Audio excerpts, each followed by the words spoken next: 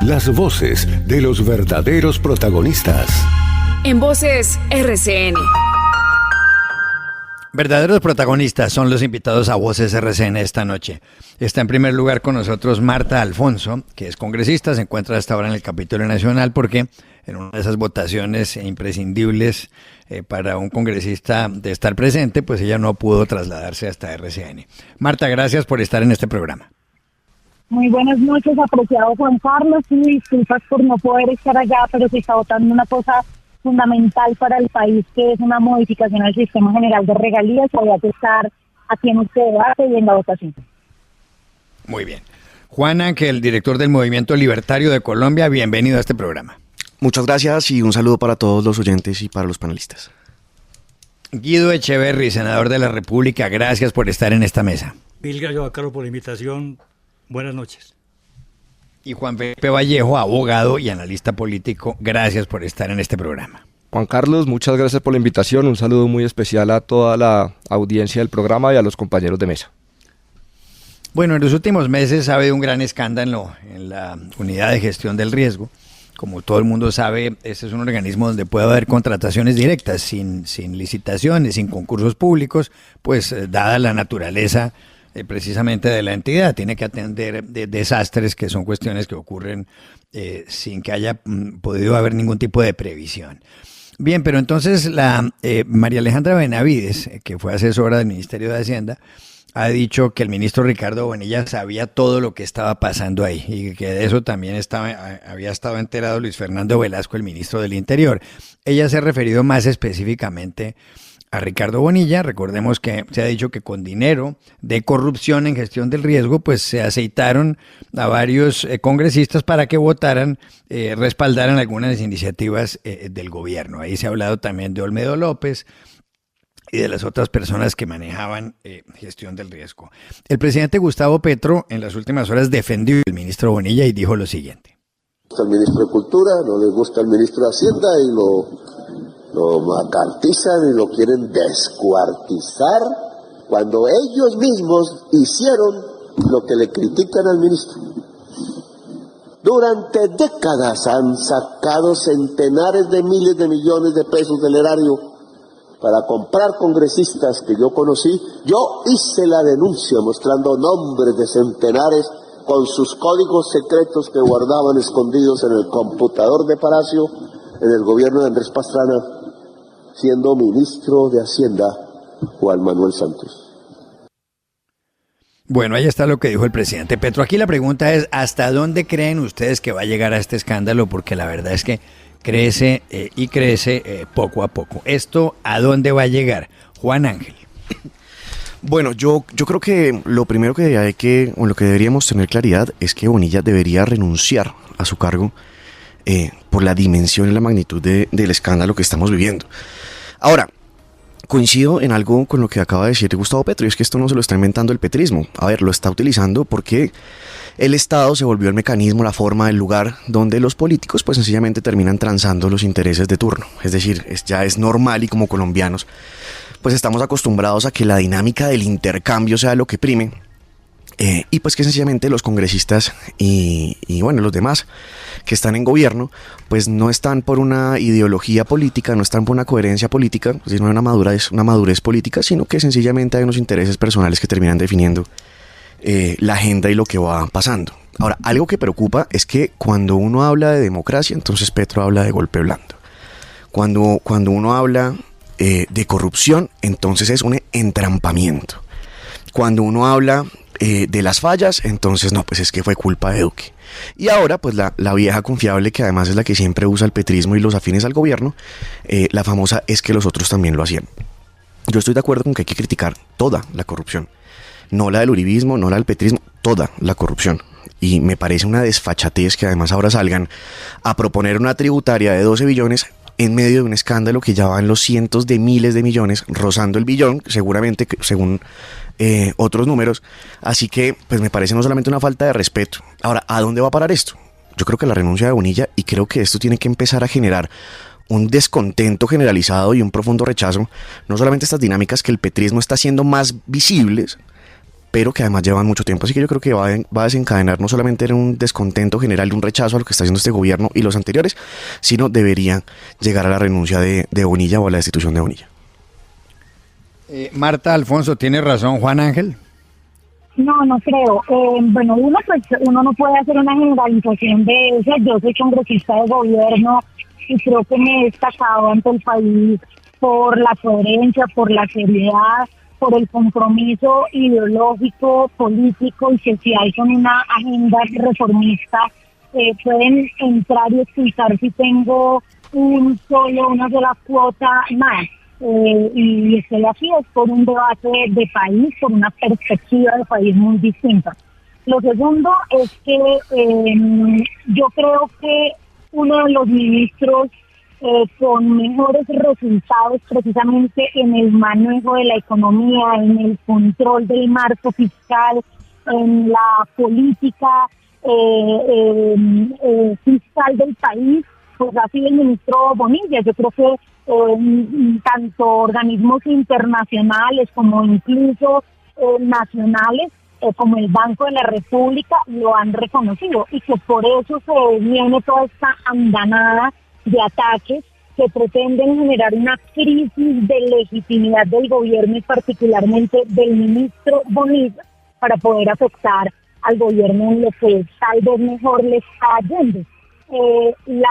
En efecto, yo coincido con el doctor Ángel en que esto ha sido un gobierno en el que se ha evidenciado muchísimo escándalos de corrupción, particularmente en la unidad de gestión del riesgo, porque es que fue este gobierno el que lo denunció, este gobierno el que lo puso en evidencia, no solamente por sus propios funcionarios, y digamos que no está exento el gobierno de nombrar gente que termina traicionando al presidente, al gobierno y al proyecto político de cambio que se propuso y que fue votado por la gente, sino que pues llegan, digamos, estas personas a hacer negocios y lo primero que hace el presidente es denunciarlo. Entonces yo realmente creo que aquí se está generando toda una estrategia de deslegitimación para afectar uno de los ministros que mejor comportamiento y mejores resultados ha entregado al gobierno, y que por eso atacan ahí para afectar su legitimidad, su capacidad de maniobra dentro del gobierno y dentro del Congreso. Juan Felipe Vallejo, ¿qué opina del asunto? Yo quiero darle como una mirada un poco diferente, y es que creo que la implicación del ministro Bonilla en este escándalo llega en el peor momento posible, llega en un momento de una gran incertidumbre fiscal. No estoy de acuerdo que el país esté bien económicamente, estamos tratando de financiar un desequilibrio fiscal que es el más alto después del año de pandemia en los últimos 10 años, estamos rozando con la posibilidad de incumplir este año la regla fiscal. Lo dijo hoy en un foro que asistí de Corfe Colombiana el mismo viceministro general de Hacienda, que parece que la vamos a cumplir pero muy, muy a ras, y el otro año está en veremos. El gerente del banco también se mostró muy preocupado, no sé en dónde ha salido tan optimista con el tema fiscal, el recaudo ha caído, así que con el proyecto de acto legislativo que se aprobó frente al Sistema General de Participaciones, creo que hay un gran ruido a nivel internacional sobre la posibilidad de que Colombia en el largo plazo pueda cumplir con sus compromisos, y que justamente el ministro de Hacienda, que es el encargado de esta cartera, hoy resulta implicado en este escándalo, que es uno de los más importantes de los últimos años, donde ya hay una exfuncionaria imputada ayer y que muy probablemente pasará Navidad y Año Nuevo en la cárcel, y otros funcionarios a punto de correr la misma suerte. Creo que no estamos hablando de algo menor, y creo que por el bien del país y por el bien de la certidumbre económica del país, el ministro debería dar un paso al costado y defenderse, porque pues, yo no puedo decir que sea culpable, simplemente creo que debería defenderse fuera de la cartera por el bien del país, como digo. Senador Guido Echeverry, ¿cuál es su opinión?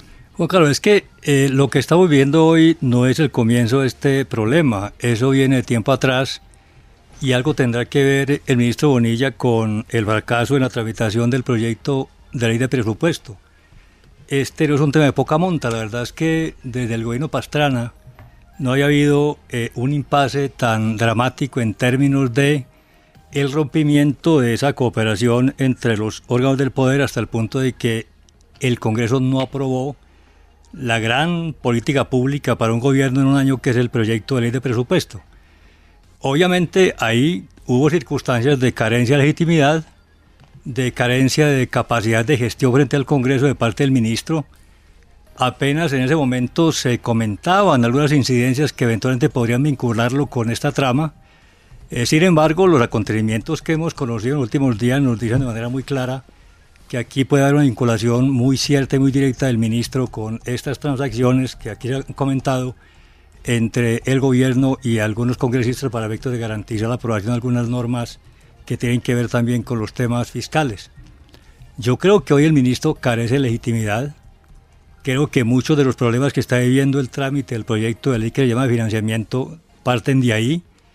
Y en ese sentido va siendo hora que el ministro, en mi criterio, dé un paso al costado para efectos de asegurar por lo menos unas relaciones mucho más edificantes y mucho más productivas entre el gobierno, por lo menos en lo económico, con respecto al Congreso. Ahora, Marta, esto no lo denunció el gobierno, esto lo denunció la prensa, como ha ocurrido tantas veces en Colombia. Aquí la identificación de estos problemas y los desarrollos iniciales de este escándalo fueron denunciados por la prensa. Luego vino la evidencia de lo que ocurrió y estamos como estamos, de tal manera que yo sí creo que aquí hay una gran crisis de legitimidad, no solamente del ministro, sino del gobierno, que pierde mucha capacidad de maniobra en buen sentido frente al Congreso.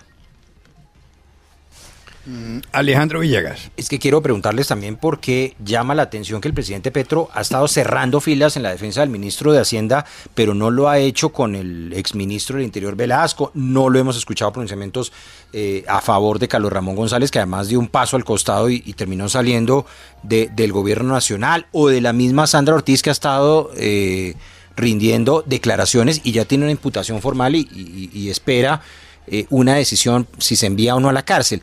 ¿Por qué la insistencia del presidente Petro en esa defensa a pie juntillas del ministro Bonilla? Doctor Vallejo, ¿cuál es su lectura? Pues vamos a ver qué tanto sabe el ministro Bonilla. Es el ministro de Hacienda, seguramente él, si está involucrado, pues tendrá muy claro todos los intríngulos de este escándalo y podrá ser alguien muy peligroso para el gobierno. Pero a mí me sorprende mucho en las declaraciones del presidente, es como hace alusión a que porque otros lo hicieron en otro momento, no deberían poder criticar al ministro Bonilla, como aceptando que hubiera pasado una situación de esta índole, como quitándole gravedad a un escándalo de esta magnitud. A mí sí realmente me sorprende mucho la actitud del presidente. Ya veremos cómo termina este escándalo y quién más va a resultar implicado, pero yo creo que el ministro de Hacienda, si está implicado, pues va a tener muchos detalles de todo lo que pasó. Doctora Alfonso. No, sí, quería decir que creo que la defensa férrea del ministro de Hacienda tiene que ver precisamente con que es una persona con una trayectoria académica y pública intachable, una persona que creo confía mucho el presidente en su criterio y seguramente comparten muchas lecturas de la economía colombiana y de la economía global. Pero sobre todo yo insisto en que es un ministro que le ha tocado hacer cantidad de maromas para tener a flote la economía del país. En efecto, hay una incertidumbre fiscal por una razón estructural, y es que el gobierno de Iván Duque nos dejó con una deuda billonaria negociada de la peor manera para pagar los intereses en un muy corto plazo. Hoy el presupuesto del 2025 de Colombia compromete de esos 523 billones, creo que son el presupuesto 2025, 119 billones de pesos para pago de la deuda, de los cuales 59 billones son para pagar intereses solamente.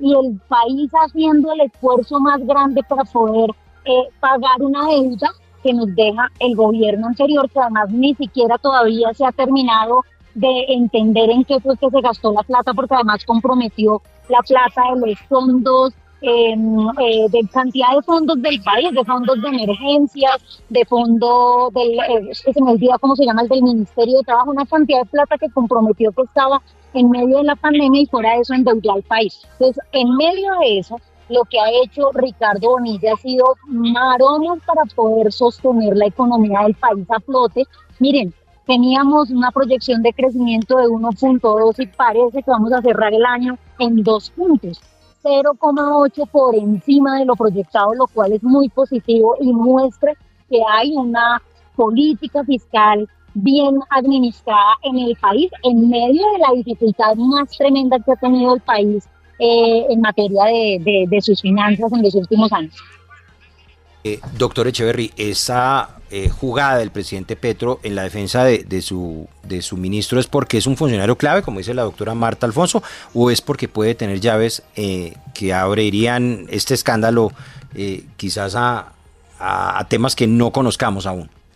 No, yo creo que el presidente Petro tiene clara conciencia de que el ministro Bonilla es un integrante muy valioso de esa guardia pretoriana del presidente. Yo creo que hasta ahora ha sido el funcionario de más alto nivel, más cercano a Petro, que ha sido cuestionado como lo está haciendo el ministro Bonilla. El doctor Velasco es un hombre de origen liberal. Olmedo López, al margen de haber sido miembro de una lista de candidatos al Senado con Petro, digamos que no hace parte de esa guardia pretoriana, ni obviamente el presidente valora también lo delicado que es plantear una ruptura en este momento, habida cuenta de la importancia que tiene el manejo fiscal del país. Aquí lo que hay es que ponderar qué es más conveniente hoy, porque es que al margen de ese paraíso que retrata la doctora Marta, yo sí quiero decir que hay unas circunstancias fiscales que son imputables perfectamente a este gobierno y que no obligatoriamente se deducen de las deudas que dejó, como dice ella, el presidente Duque, que además tiene mucha certeza. Los problemas, digamos, de déficit de ingresos fiscales en este momento son indicables a este gobierno. Los temas de bajísima ejecución del presupuesto, los temas de enmascarar esa bajísima ejecución enviando los recursos a regalías. Es que hoy tenemos un dato que nos dice que más de 150 billones de pesos están puestos en fiducias. Hoy teníamos, por ejemplo, un debate con el ministro de Educación en torno al tema de ICETEX y ahí se nos decía que más de 14 billones de pesos de ese solo ministerio están en fiducias. O sea que hay unas circunstancias más las que tienen que ver con el trámite en el Congreso de normas vitales para el normal desenvolvimiento de la política fiscal del gobierno, que son muy delicadas y que por lo tanto ameritan una decisión de fondo y que por ninguna razón justifican una defensa a ultranza del presidente Petro, de su funcionario, el ministro de Hacienda. Doctor Ángeles, se la está jugando Petro porque es un funcionario clave, a pesar del costo que esto le está teniendo, el costo político. Pues vea lo curioso que acá la postura ni siquiera es hay que investigar, tiene que caer el rigor de la ley, sino que la postura es esto es un entrampamiento. Y eso ya dice mucho de cómo lo aborda el presidente. Ahora, cuando uno habla de maromas las que parece que está haciendo el presidente para poder defender a Bonilla. Y es que esto es un escándalo que no es algo menor. Estamos hablando de los escándalos quizás de los más grandes de los últimos años, que ya hasta llegó a las presidencias de Congreso. O sea, imagínense esa vaina. Esto es un tema que está permeando no solamente el espacio político del pacto histórico, sino otros espacios políticos que además hablan de lo que mencionaba anteriormente. Ahora, esto es un ejercicio que termina siendo muy sencillo. Petro no habla de Bonilla porque quiere. Él salió a defenderlo cuando empezó a salir el escándalo. Cuando se habló de las denuncias, él salió a defenderlo. Es después de que ya no puede decir nada que sale a hablar del caso, pero él arranca en una defensa inicial, diciendo que eso no era cierto, no sé, y empezamos a ver que hay testimonios, que hay un montón de cosas. Ahora, Mire, dejó ir a Sandra Ortiz y miren lo que está, dejó ir a Carlos Ramón González, que era de sus entrañas, un hombre de confianza, y también lo abandonó. Pero no lo ha hecho con Bonilla. Es que estamos hablando, por eso le digo, estamos hablando casi que del escándalo más grande que ha habido, que está permeando muchos espacios políticos con los que, dicho sea de paso, ya ha pactado en el pasado. Y esto es un ejercicio que es muy sencillo. Si realmente la voluntad de este gobierno es estar en contra de la corrupción, más allá de lo de Bonilla, que a todas luces es un escándalo tremendo, pues que nos diga, Marta, ¿dónde están las denuncias hacia Benedetti? ¿Dónde están los procesos que está impulsando Petro de investigación hacia Sarabia, hacia lo que pasó con el hermano? Porque antes, cuando se hablaba de la corrupción del uribismo, que también hay que criticarla, pero porque antes sí era válido solamente la sospecha y ahora sí es la trampa, ahora sí es pobrecito no sabía. Qué curioso que ahora el discurso del uribismo se parece cada vez más al del petrismo cuando se habla de corrupción. Pero la pregunta es, ¿dónde están esos procesos de denuncia y por qué en lugar de que haya denuncia, por ejemplo, contra Benedetti por parte de Petro, por qué no está la propuesta pues de investigación alrededor de esto? Lo que hace es que se le da un premio de una embajada sacada de la manga y ahora pues posiblemente como asesor del gobierno.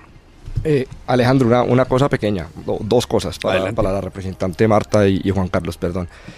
Primero, pues una claridad, la deuda pública con este gobierno no ha hecho sino aumentar.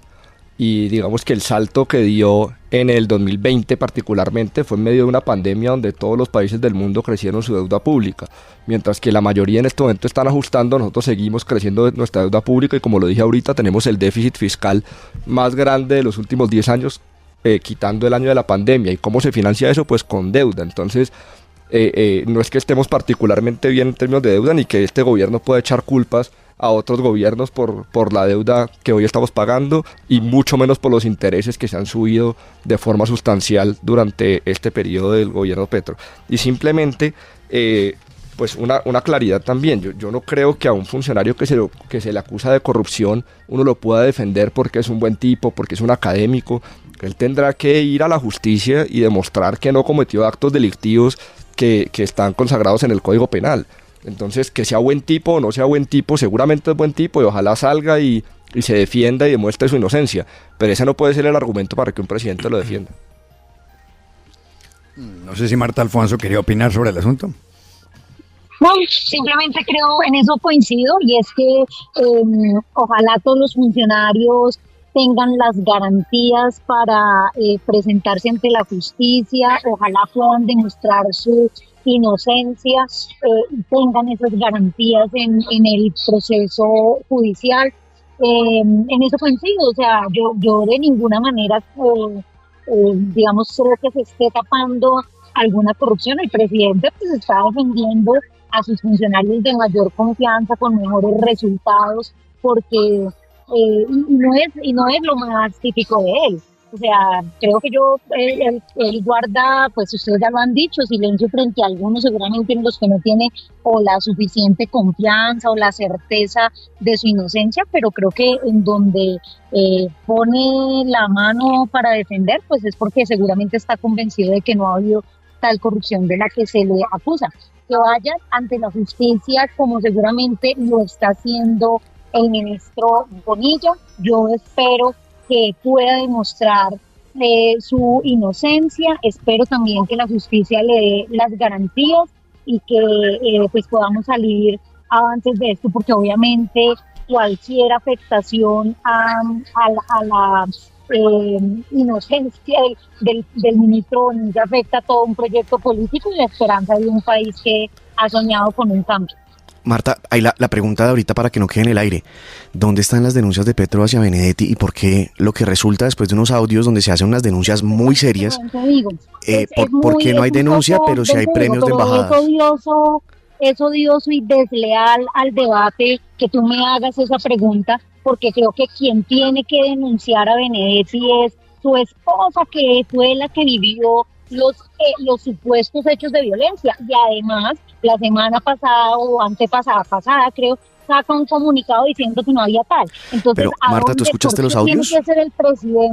¿Por qué tiene que ser el presidente el que va y denuncia a Benedetti? Bueno, te cambio la pregunta. ¿Por qué ante esos audios que denuncian dinero, la respuesta del presidente es premiarlo con embajadas y como asesor de gobierno? Sí, de acuerdo, no lo comparto, estoy en absoluto desacuerdo, pero creo que aquí la respuesta, y lo decía hace unos pocos días en otro programa de opinión, no es ética, sino es política. ¿Por qué lo tiene ahí? Porque es una estratega, porque seguramente ve en él la posibilidad, como la vio en el 2022, de que ayude a la construcción de un proceso de articulación y de unidad que permita la continuidad del gobierno, porque seguramente tiene compromisos políticos con él desde la campaña en la que participo. No tengo ni idea, no participo de los círculos cercanos en donde se tomen decisiones en Palacio, pero entiendo esa decisión, aunque no la comparto, como un hecho político. Por supuesto, al margen difícil de la de ética, defender, pero como ¿no? hecho político. Difícil de Sí, defender, absolutamente. muy valientes, De acuerdo, muy absolutamente valientes difícil. en este momento y con esas circunstancias, porque además el mismo presidente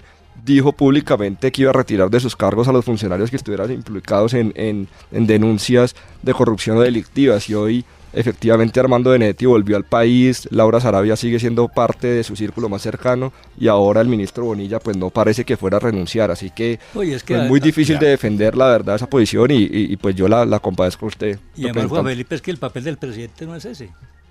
Aquí lo que hay que esperar es que la justicia haga lo suyo. No se puede afirmar por ninguna razón que este gobierno o cualquier funcionario, cualquier persona no tiene garantías. Alguien decía que el Estado de Derecho es eso, un Estado en donde todos somos enjuiciables, por importantes que seamos.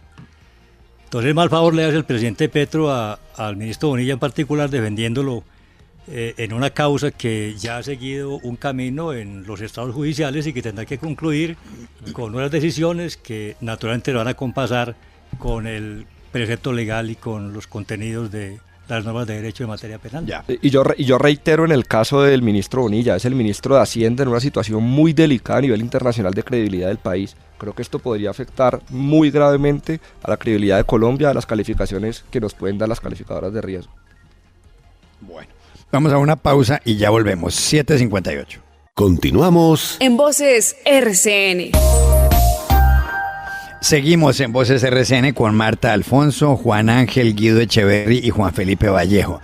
Ahora les queremos poner sobre la mesa otro tema y tiene que ver con la reforma al sistema general de transferencias en Colombia, las transferencias que le hace el Estado central, que les hace el Estado central a las regiones. Ha sido aprobado ya prácticamente en el Congreso de la República este cambio, y la idea es que el aumento de esas transferencias sea del 23,8% de los ingresos del Estado, que se suba al 39,5%.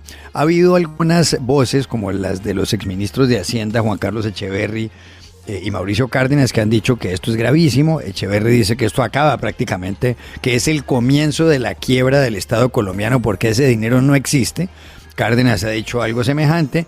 Por otro lado, hay voces que señalan que, por el contrario, esto es una gran idea en el sentido de que realmente vuelve al terreno de la realidad la descentralización en Colombia, que no tiene sentido que el Estado central siga manejando dinero que ha debido ir a parar a las regiones. El ministro Juan Fernando Cristo, veo aquí un video en El Tiempo donde incluso hace una gran defensa de este proyecto. En su oficina tiene detrás un cuadro del gran general Tomás Cipriano de Mosquera. Quién sabe qué habría opinado Mosquera del sistema de transferencias. Pero en todo caso, la pregunta que les quiero hacer es, ¿a ustedes les parece que esta ha sido una buena idea o les parece un error?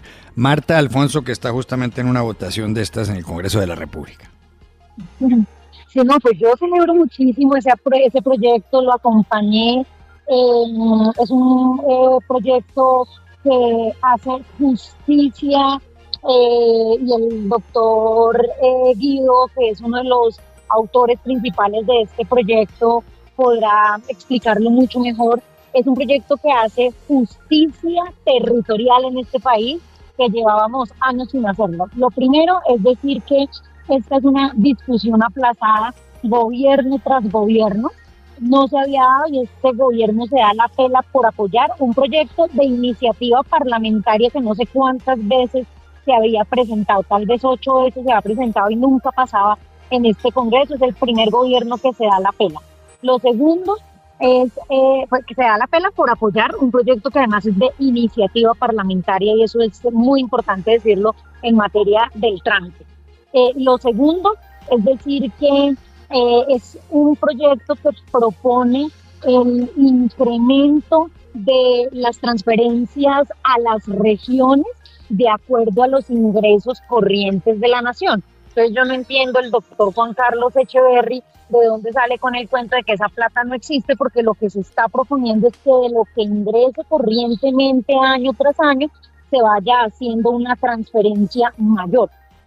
Desde la Constitución de 1991 en Colombia se propuso la descentralización como un elemento estructurante del Estado Social de Derecho en Colombia. las regiones tienen unas competencias y tienen, por tanto, unos recursos que se transfieren desde la nación como el recaudador principal de los recursos de la nación, le transfiere de esos recursos que recauda a las regiones una plata para que cumpla con esas competencias. ¿Qué sucedió en los últimos 20 años? Que se le dejaron las competencias a los municipios y departamentos, pero no se les transfirieron los recursos. Al contrario, un acto legislativo del 2001, otro del 2007, disminuyó de manera progresiva esa cantidad de recursos que municipios y departamentos recibían para resolver temas de agua potable, saneamiento básico, educación, salud y municipios de categoría 4, 5 y 6 también funcionamiento. ¿Qué ha generado eso? Pues unas brechas territoriales, unos atarazos geográficos, regionales brutales para municipios y departamentos que tienen aparatos productivos tremendamente estancados, desacelerados o inexistentes, que no tienen recursos propios para poder solventar esas necesidades, pero que sí pagan impuestos recaudados por la nación y que pues terminaron sumidos en la pobreza, en el atraso regional, porque no tuvieron cómo. Así que este proyecto hace justicia, creo que propone además, en todo el proceso de debate se fue modificando y propone una gradualidad en la transferencia de esos recursos. Vamos a llegar a 39.5 en 12 años, incluso creo que 14. Sí. Eso, pues digamos que permite esa gradualidad, que no vaya a haber ese tal fatalismo fiscal que hoy se está planteando con la aprobación de este proyecto en el país.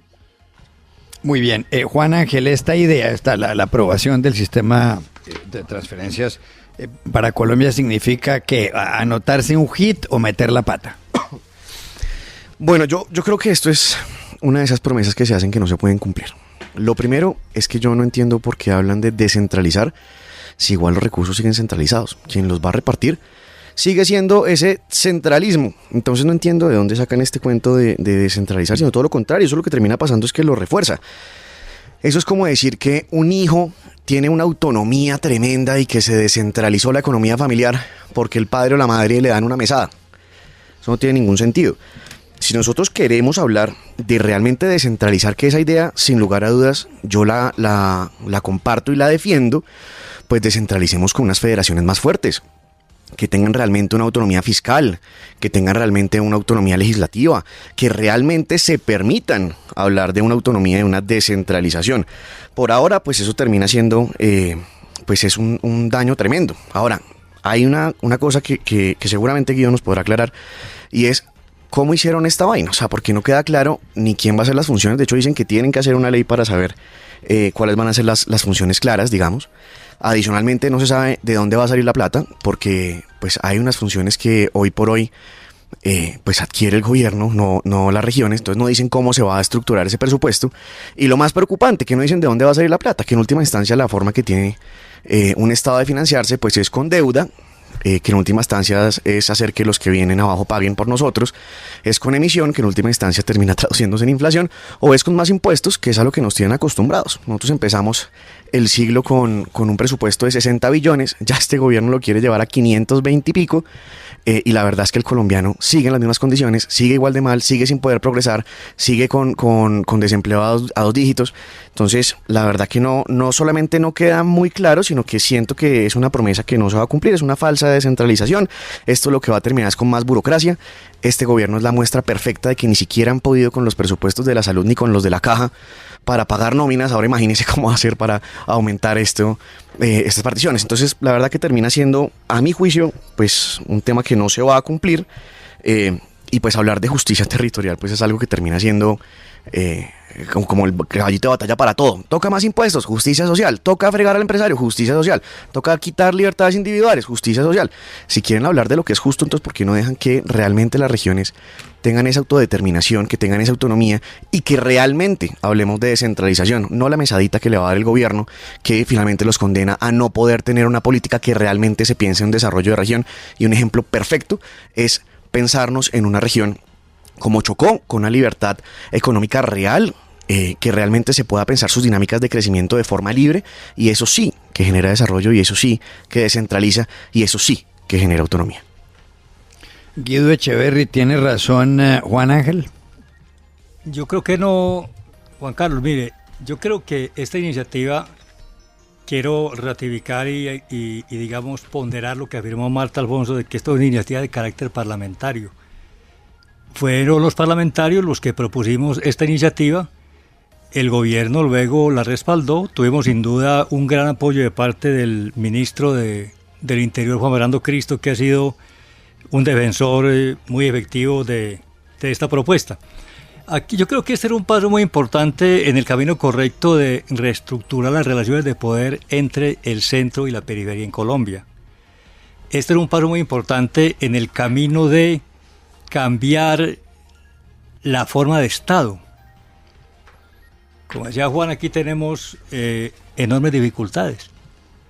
Yo agregaría a esas que él comentó, primero, una gran inequidad territorial, territorios muy pobres como el Chocó, otros perdidos para el orden público como el Cauca, como Norte de Santander. El Estado colombiano no controla el territorio, el Estado colombiano no administra el territorio, el Estado colombiano desde el centro no llega a los territorios, era un Estado lejano, un Estado con enormes problemas de corrupción, un Estado definitivamente muy ausente. La pregunta es, ¿vamos a dejar que eso siga así? ¿Es posible endilgarle esta problemática al excesivo centralismo que padecemos en Colombia? Yo creo que sí. Y desde esa perspectiva es un buen intento, por lo menos, proponer una iniciativa que logró concretarse y que tiene que ver con la mayor participación de los departamentos y municipios en los ingresos corrientes de la nación. Yo creo que este es un paso muy importante en la medida de que si uno tiene recursos puede ejercer autonomía, ejercer el derecho a forjar su propio destino, y en esa materia creo que este proyecto de ley es muy conveniente. Ahora, aquí hay una gran discusión y es en donde creo que está la médula de la discusión que se ha dado en el país. ¿Por qué no se hizo primero una ley de transferencias y después una ley de transferencias de competencias y después una ley de transferencia de recursos? Porque la Constitución no lo permite. La Constitución dice muy claramente en el artículo 356 que el Estado central no podrá transferir a las entidades territoriales competencias sin la correspondiente financiación, es decir, sin el correspondiente aumento de transferencias fiscales. Entonces, en este orden de ideas, yo sí soy optimista que se pueda armar un bellísimo debate nacional a partir de ahora, a partir de la vigencia de este acto legislativo, en donde participen distintos sectores de la sociedad colombiana para que nos pongamos de acuerdo en cómo cristalizamos esas nuevas relaciones, no solamente el Estado central con los territorios, sino el Estado central con las comunidades regionales y locales. Habrá que hablar de regiones diferenciadas, habrá que hablar de capacidades institucionales, habrá que hablar de pactar competencias que puedan eventualmente asumir las entidades territoriales cuando tienen esa capacidad para hacerlo. En fin, creo que la carne de esta iniciativa se va a dar apenas tengamos ocasión de reunirnos a discutir seriamente una ley que permita adelgazar el Estado quitándole competencias para transferirlas con los correspondientes recursos a las entidades territoriales. ¿Y cómo serán, Guido, eso de las regiones diferenciadas? ¿Esas cuáles van a ser? Mire, hay un excelente estudio en estos momentos que ha publicado la Misión de Descentralización. La Misión de Descentralización fue un organismo creado por la Ley 162 de 2019. Esa ley creó esa comisión encargada de estudiar el orden territorial colombiano y plantear eventualmente propuestas de reforma a la luz de diagnósticos que la comisión, la verdad, los hizo muy bien hechos. Nosotros tenemos hoy en día regiones diferentes, departamentos distintos. Existe la paradoja, por ejemplo, de que los territorios más ricos ambientalmente, con la importancia que tiene ese indicador en el mundo de hoy, son los más pobres. Hay regiones tan pobres como los más pobres de la África subsahariana. Entonces, ¿hasta dónde? Es más, se puede plantear en ese camino, por ejemplo, como ocurre con la Unión Europea y con las autonomías españolas, unos fondos de compensación que le permitan al Estado central compensar a los departamentos más pobres y eventualmente a unos departamentos con mayor desarrollo relativo a otros departamentos.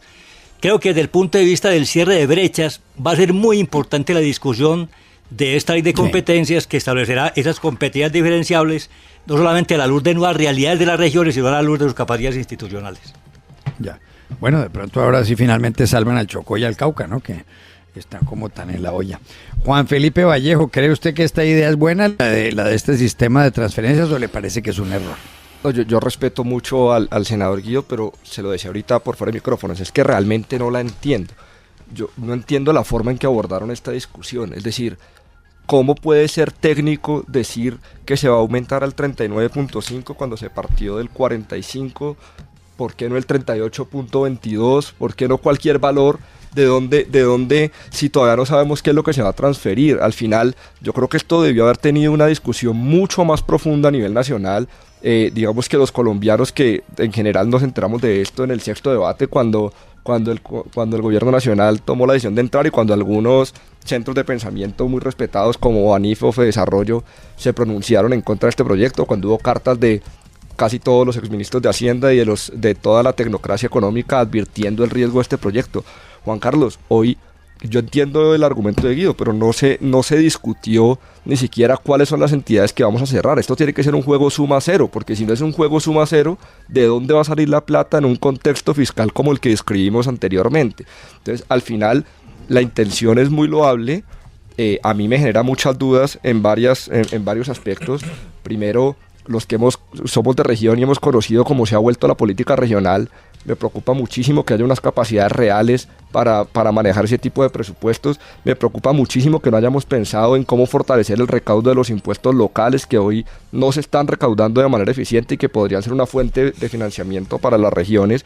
Me preocupa muchísimo las capacidades regionales para poder tramitar estos nuevos recursos, y no hubo ese gran debate nacional. Al final, ¿qué es lo que les vamos a pasar a las regiones?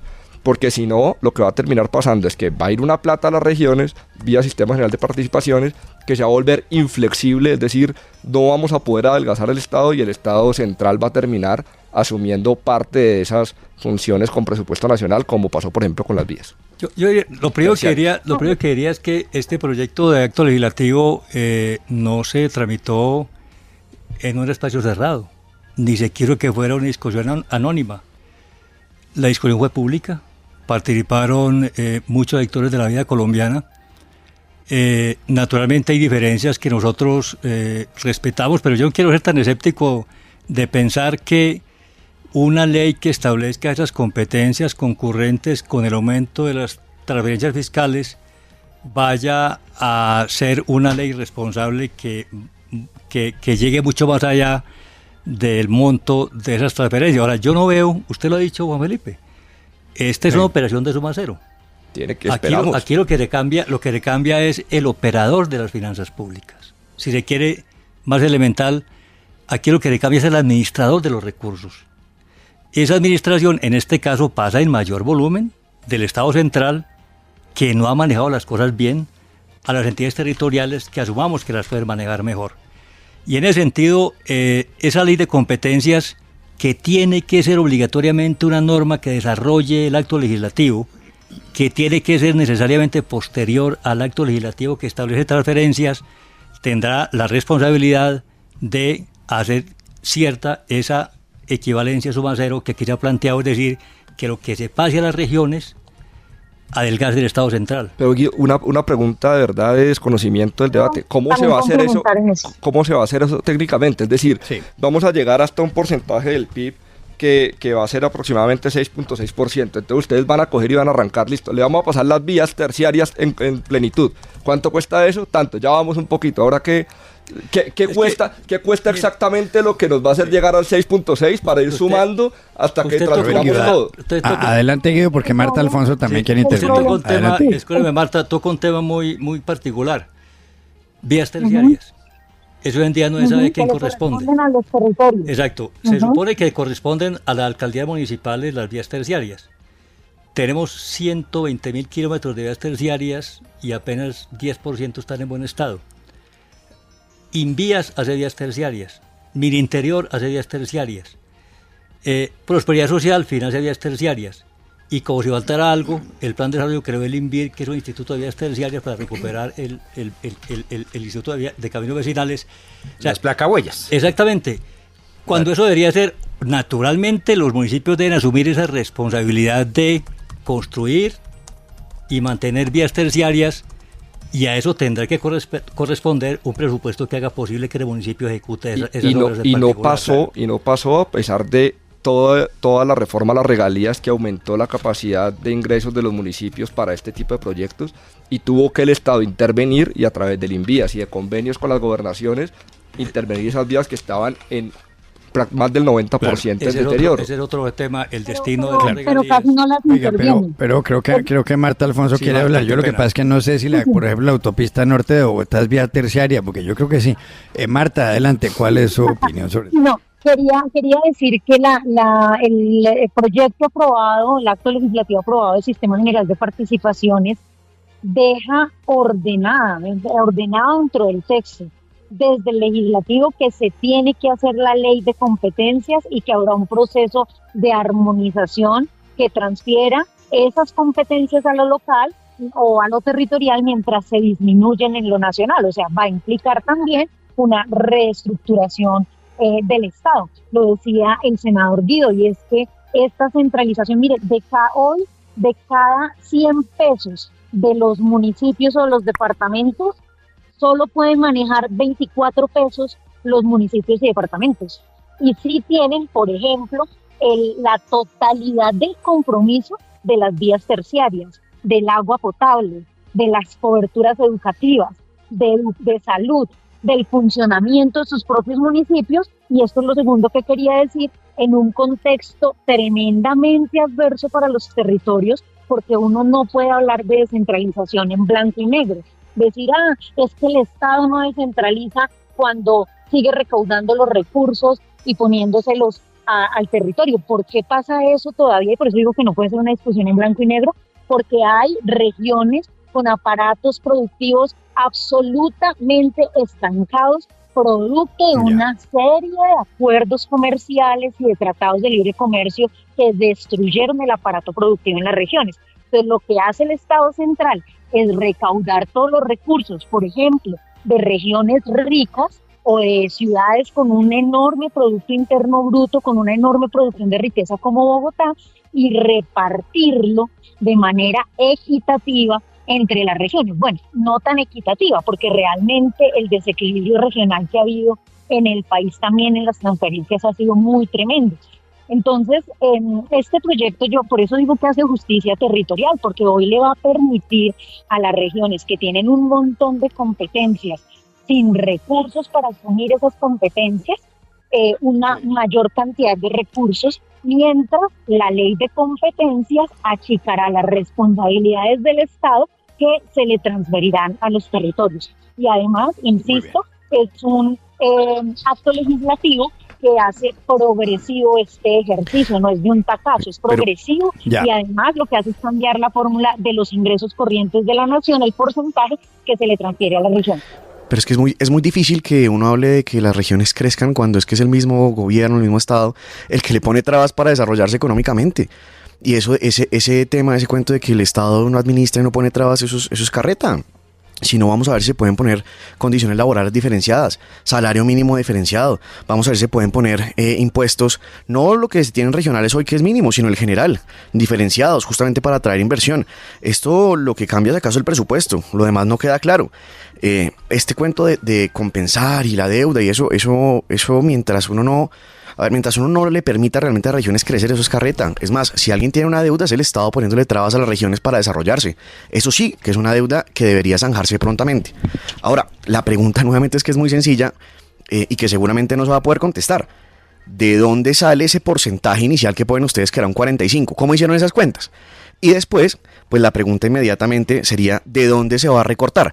Porque es que el tema de decir, no, es que se le va a transferir a las regiones, pues es la salida fácil. Ok, ¿cómo se le va a transferir? Eso va a implicar unos gastos de funcionamiento generalizados altísimos. Eso va a implicar que el presupuesto suba. ¿De dónde va a salir esa plata y de dónde sacaron ese porcentaje? Es muy sencilla la pregunta. Yo podría, Bueno, escúcheme, Juan Carlos, mire. Sí, nos queda 1 minuto y medio, Bueno, así que si en 30 segundos lo resume, Sí, señor. estupendo. Mire, al interior del gobierno hubo discusiones fuertes frente a este tema y una revisión del marco fiscal de mediano plazo.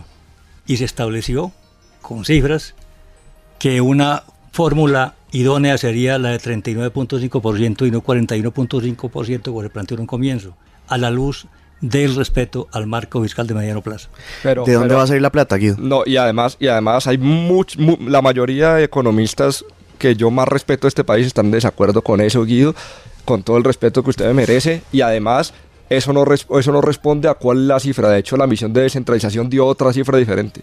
Entonces, si uno no sabe en qué se la va a gastar, cualquier cifra que uno dé, al final termina siendo una cifra absolutamente... Claro que una discusión. Pues discusión seguramente hubo, pero... La misión dio el 31, Ya. Es decir, estamos en el mismo camino. Pero, Guido, ¿de dónde va a salir la plata? Rápidamente, ¿de dónde va a salir la plata? Pues la plata sale de los ingresos corrientes de la nación que transfieran no los sabemos. sitios y consecuentemente se adelgaza el Estado en ese... Pero ¿dónde, Guido? Es que no dicen dónde y sí que va a Yo implicar solo quiero unos dejar una gastos cosa, más Guido. altos. Además es gradual, es que no va a ser de un... el porcentaje, es que no están diciendo de dónde. El porcentaje de ingresos corrientes de la nación que son inflexibles es altísimo.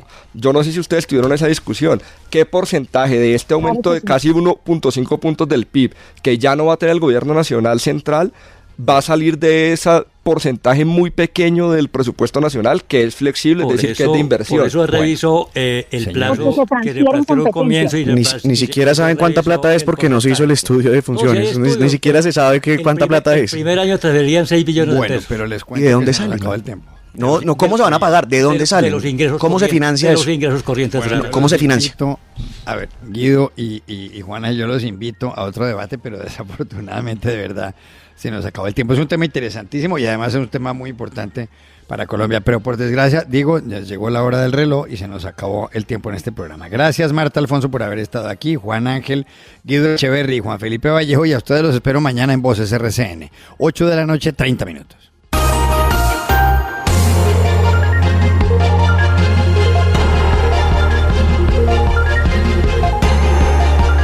Voces RCN.